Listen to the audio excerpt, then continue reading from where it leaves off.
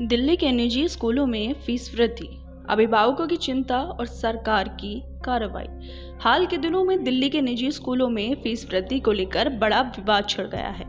अभिभावकों का कहना है कि स्कूल मनमाने ढंग से फीस बढ़ा रहा है, जिससे मध्यम वर्गीय परिवारों पर आर्थिक बोझ बढ़ रहा है। दूसरी ओर दिल्ली सरकार ने इस मुद्दे पर सख्त कार्रवाई का वादा भी किया है। आइए इस मुद्दे को विस्तार से समझते हैं और जानते हैं कि ये विवाद क्यों और कैसे सुर्खियों में आया। दिल्ली के कई निजी स्कूलों ने शैक्षणिक सत्र 2024-25 के लिए फीस में 20% से 80% तक की बढ़ोतरी की है। कुछ स्कूलों ने तो बिना पूर्व सूचना के फीस में भारी वृद्धि कर दी है, जिससे अभिभावक हैरान हैं। उदाहरण के तौर पर दिल्ली के करोल बाग के एक अभिभावक ने बताया कि उनके बेटे की फीस 3,800 रुपये से बढ़कर 6,500 रुपये कर दी गई है और प्रवेश शुल्क 12,000 रुपये से 25,000 रुपये हो गया है। दिल्ली के द्वारका और इंद्रप्रस्थ इंटरनेशनल स्कूल जैसे बड़े स्कूलों के खिलाफ अभिभावकों ने प्रदर्शन किए हैं, जिसमें उन्होंने फीस वृद्धि को शिक्षा माफिया की साजिश करार दिया है।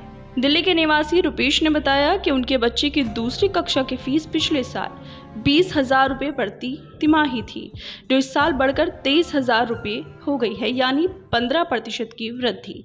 इंदौर की भावना ने शिकायत की है कि तीसरी कक्षा की फीस 89,000 रुपये है और किताबों और ड्रेस के साथ ये खर्च 1 लाख रुपये तक पहुंच जाता है। कई अभिभावकों का कहना है कि स्कूल अतिरिक्त शुल्क जैसे पेरेंट्स ओरिएंटेशन फीस या री एडमिशन फीस के नाम पर भी पैसे वसूल कर रहा है, जिससे उनकी बचत खत्म हो रही है।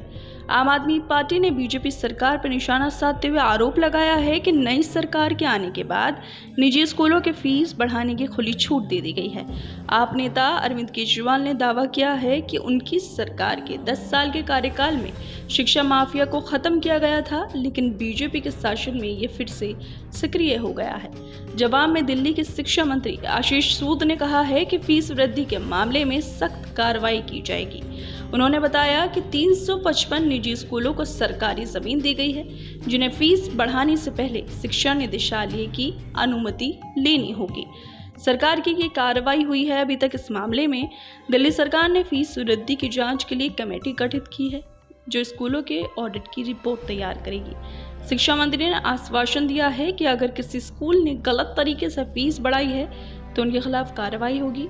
सभी स्कूलों का ऑडिट उपमंडल अधिकारियों के नेतृत्व में किया जाएगा।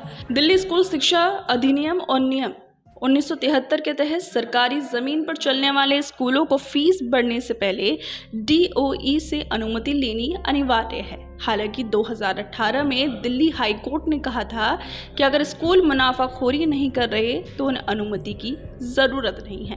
कानूनी और सामाजिक पहलू इसमें क्या कहता है? दिल्ली हाई कोर्ट ने हाल ही में DPS द्वारका के मामले में निर्देश दिए हैं कि अभिभावक 2024-25 की बढ़ी हुई फीस का 50% जमा करें, जबकि मामला लंबित है। NDTV ने स्कूल फीस की फांस नामक एक मुहिम शुरू की है, जिसमें अभिभावकों से उनकी शिकायतें व्हाट्सएप नंबर पर साझा करने की अपील की गई है। केंद्र सरकार भी स्कूलों में फीस वृद्धि को नियंत्रित करने के लिए एक पारदर्शी व्यवस्था बनाने की दिशा में काम कर रही है, जिसमें शिक्षा शुल्क नियामक समिति की मंजूरी अनिवार्य होगी। विश्लेषण: दिल्ली में निजी स्कूलों को फीस वृद्धि का मुद्दा केवल आर्थिक नहीं बल्कि सामाजिक और राजनीतिक भी है। एक और स्कूल का तर्क है कि शिक्षकों के वेतन, बुनियादी ढांचे और अन्य खर्चों के लिए फीस बढ़ाना जरूरी है। दूसरी ओर अभिभावकों का कहना है कि वृद्धि उनकी आर्थिक स्थिति के अनुरूप नहीं है।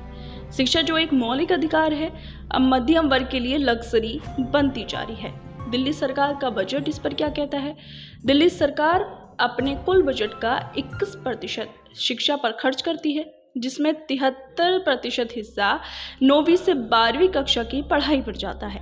कैग की रिपोर्ट के अनुसार देश में शिक्षा, स्वास्थ्य और पोषण पर 2020-21 में 14.8 लाख करोड़ रुपए खर्च किए गए हैं। अभिभावकों की मांग है कि फीस वृद्धि पर पारदर्शिता और नियंत्रण होना चाहिए।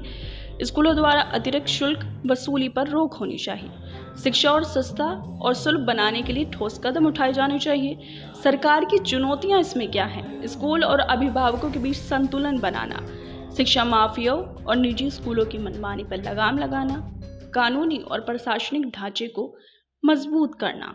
भविष्य की दिशा और सुझाव इसमें क्या हो सकते हैं कि दिल्ली सरकार एक नई फीस विनिमय प्रणाली लाने की योजना बना रही है, जिसमें जिला शुल्क नियामक समिति की मंजूरी अनिवार्य होगी।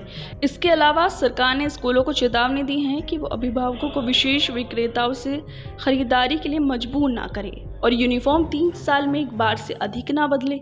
अभिभावकों को सलाह दी जाती है कि वो अपनी शिकायतें एनडीटीवी की मुहिम के माध्यम से साझा करें और सरकार से त्वरित कार्रवाई की मांग करें। इस मुद्दे का समाधान तभी संभव है जब स्कूल, सरकार और अभिभावक मिलकर काम करें।